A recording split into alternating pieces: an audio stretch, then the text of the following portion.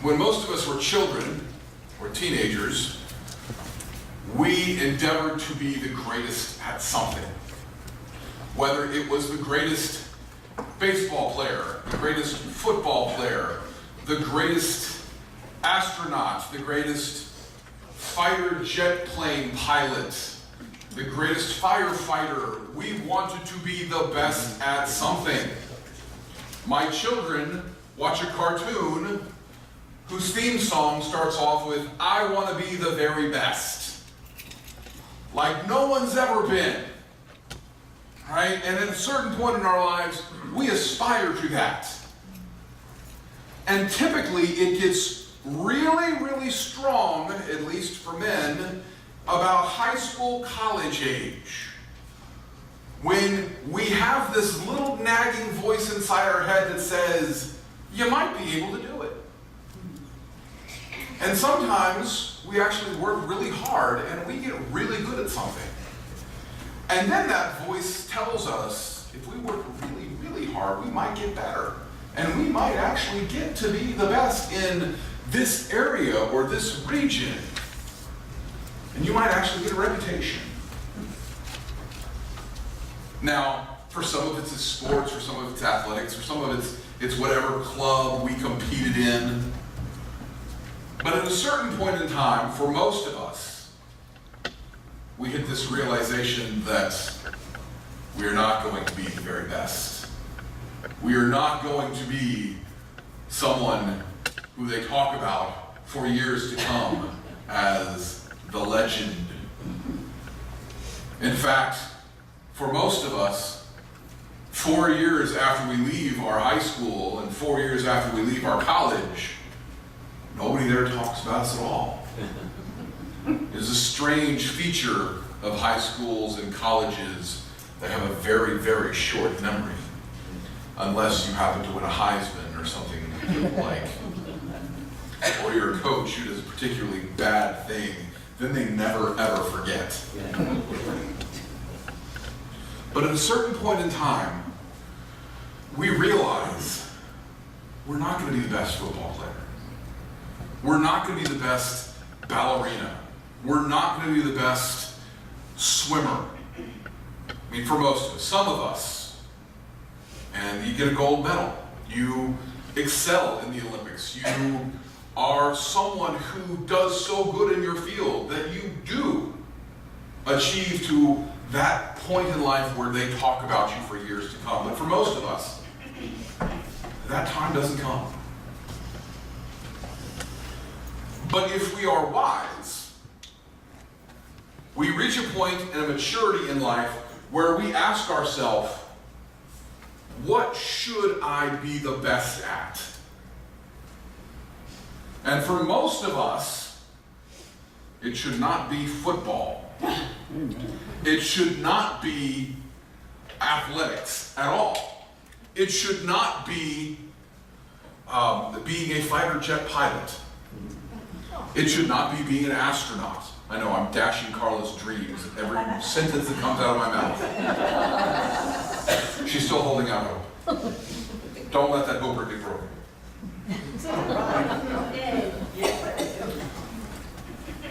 But at a certain point in time, we need to ask ourselves, at what in life should I be the best? And we, if we're mature, we look at our lives and think about those things in our lives that are important. And we say, I should be the best husband or wife. I should be the best father or mother. I should be the best member of my community. I should be the best worker at my job. I should be the best member of my church. These are the things that I ought to be the best at. And I ought to restructure my life so that I practice these things.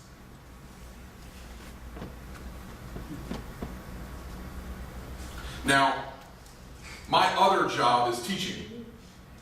And there's times when that is a frustrating career. And there are times that I take out my frustration in ways that are not necessarily the best ways out there. And in years gone by, long, long ago, Lisa, I promise it was long ago, that I have been known to lob expo markers at students. I'm actually, or I have been, it was a long time ago, I promise, Lisa, I swear. I was a bit of a crack shot. I could hit a student from across the room at a brisk walk, because I almost never run. It's true. But when I ever did this, students would comment about my crack shot, because I was very good. I was also quite good with the Tootsie Pops, you know, the Tootsie Rolls with the lollipops on the outside of them. They give these every year at Valentine's Day. They put these little cards on them that says, you know, to so-and-so, from so-and-so, happy Valentine's Day. Those were like little hand grenades, man. I could hit it all from across the room. The arc on those things, it was beautiful. And whenever I did this, the students would comment on that. And I told them, man, teacher planning days, I would practice. I would open up all the lockers, I'd have a handful of expo markers, and I would do this for hours because I was bored. And when the time came, when a student was just right there on the edge, just whap, I stopped doing it one day. The student was talking to somebody who was behind him. He had his back turned to me. I grabbed that marker. It's a dead shot. He turned around, caught him right in the eye. It's like, oh, I'm fired. He never said a word, bless God. It was a long time ago, Lisa, I swear.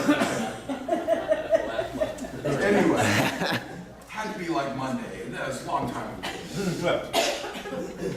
The point of this, is the microphone not on? Did it go off? It went off. Okay. The point of this is that if we really want to be good at something, we practice. We work on doing things so that we get better. Now, these things are completely irrelevant. In fact, they're a little bit detrimental. They are mildly amusing, but frankly not helpful to anyone. Okay, they're mildly stress relieving, but in the grand scheme of things, they're not helpful to anyone. Mildly stress relieving. But if we want to be the best at things, we need to look at our lives and say, what can I do to practice being better? And we see in the gospel, Jesus give an answer. We see Jesus look at the apostles and go, hey guys, what you talking about? And they all go, nothing. Because they know. Because they know they should not be talking about such things. They know that this is not helpful. They know that going, hey, which one of you think is the best? I bet it's me. I think I cast out more demons on the last mission trip. Well, I healed more people. Yeah, well, the guy I healed was sicker. The guy I cast the demon out, he was more possessed. He spit his pea soup 20 yards.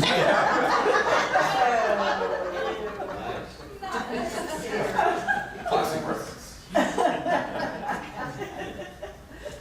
So these guys are sitting here going, I'm the greatest. No, I'm the greatest. Jesus just walking along behind them, just shaking his head. He's like, did you not just hear what I said? I'm going to Jerusalem, and when I get there, I'm going to be betrayed into the hands of sinful men, and they will kill me. And after that, I'm going to come back from the dead. And they're like,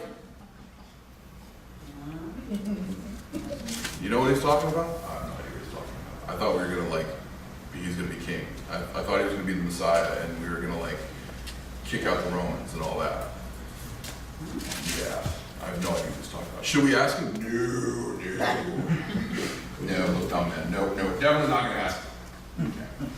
And Jesus just keeps on walking, shaking his head. So they finally get to a place where they can sit down and stop. What are you guys talking about? Dinner. Right, okay. So he knows what they were talking about, and he says, all right, look, since you were talking about who should be greatest, let me tell you about who should be greatest.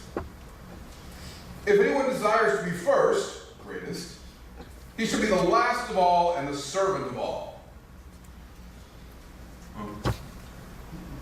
Then he took a little child and set him in the midst of them. And when he had taken him in his arms, he said to them, whoever receives one of these little children in my name receives me. And whoever receives me receives not me, but him who sent me. And they all went, huh.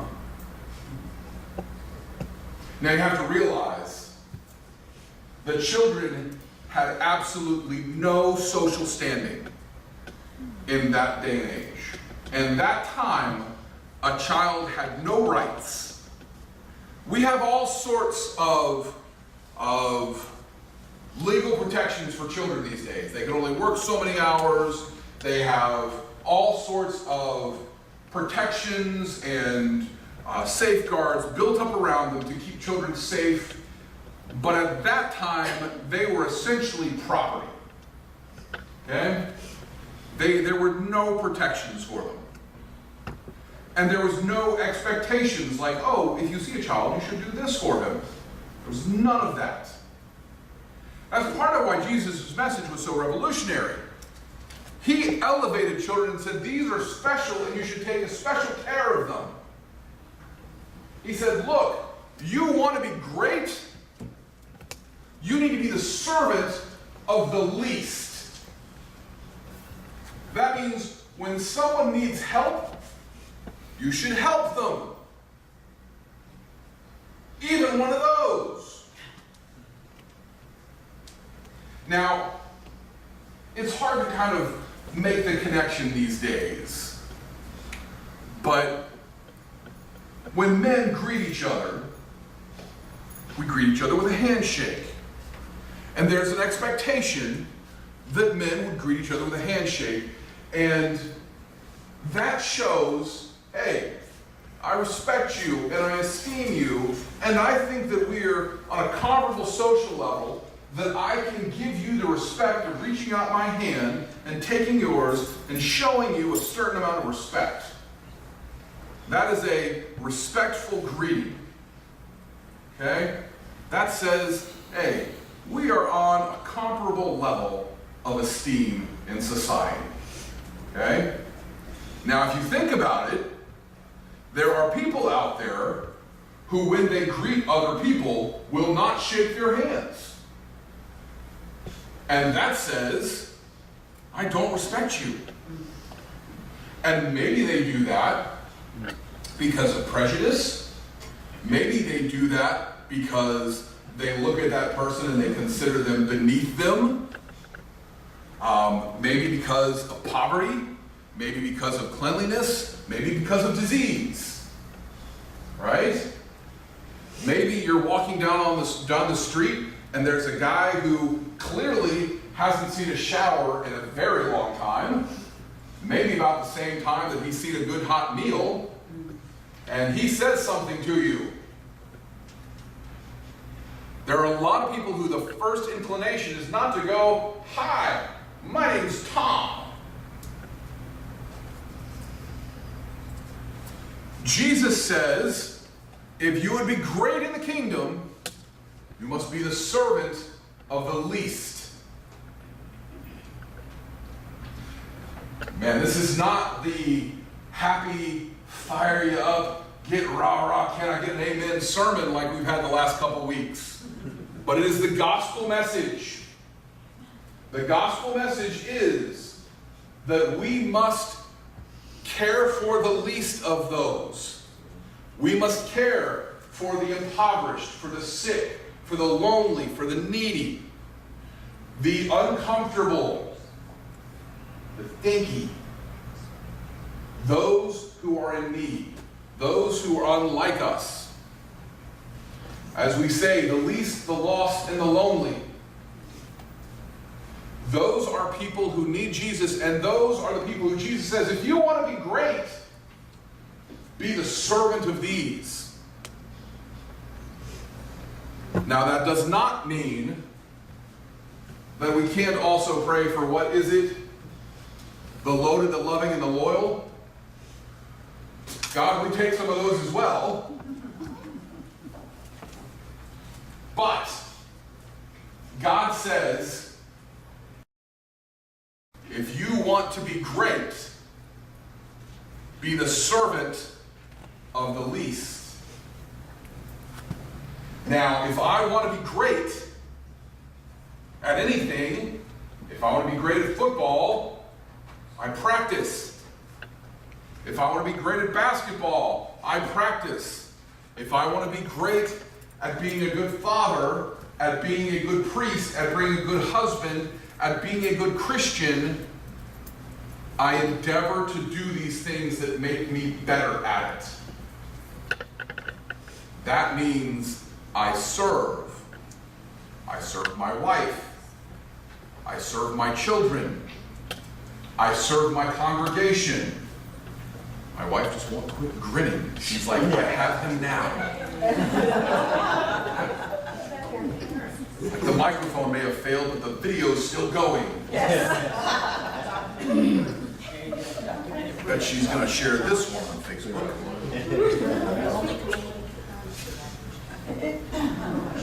But it works both ways. If you want to be great, you must practice these things as well. And we all want a better pastor. But we all want better parishioners sitting next to us as well, don't we? We want everybody to be better. The body has to be stronger as a whole. We don't just want a strong left leg. We want a strong body. Can't just skip leg day.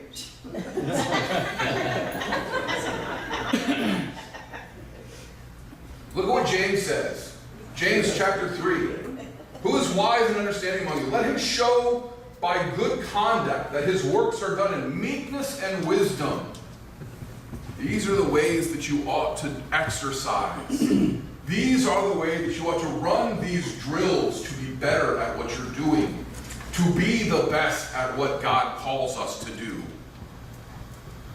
If you have bitter envy and self-seeking in your hearts, do not boast and lie against the truth. This wisdom descends not from above, but is earthly and sensual. For where envy and self-seeking is in confusion, and every evil thing are there. Don't be that way. Don't be envious. Don't be self-seeking. Don't be bitter. That wisdom is not from above, it's from below.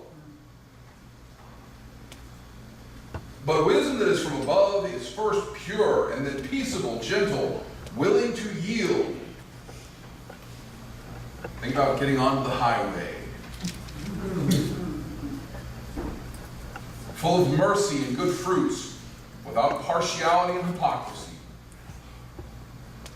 And I think that is how we ought to be practicing. These are the drills that we ought to be running in our lives.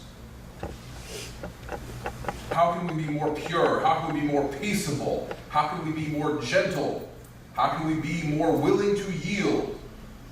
How can we bring forth more mercy and good fruit, and without showing partiality and hypocrisy? And the fruit of righteousness is shown in peace by those who make peace. This is what we are called to do. This is how we are called to live our lives if we would be great. If we would be great in the kingdom, we would receive the least, the lost, the lonely, the children, the beggar, the pauper, as if he were the King of Kings, And in doing so, we don't just receive the beggar, the pauper, the child. We receive Christ, and more so than Christ, we receive the Lord God Almighty who sent Christ. This is our call. This is how we are called to serve. This is how we are called to be the greatest. We may have long since given up on dreams of winning the Heisman, or being the prima ballerina, or getting the Olympic gold medal, or flying the jet planes into space, or being the firefighter, or whatever your childhood dream of being the very best at was. But if we are wise, we'll recognize what is important in life, and we will strive to be the very best at that. And God's given us a pattern to do that. May He give us the grace to live it out. In the name of the Father, and of the Son, and the Holy Spirit. Amen. Hey, this is Father Scott Loco with Church of Messiah. Thanks for watching our video. If you enjoyed it and you got something out of it, please click the like button below. And also, you can click the subscribe button to get notifications in your inbox when we post other videos in the future. You can click the little bell below and you'll get notifications also. So do that, and we'd appreciate it. So thanks. God bless you. We appreciate it. Pray for us, and we'll be praying for you. God bless you.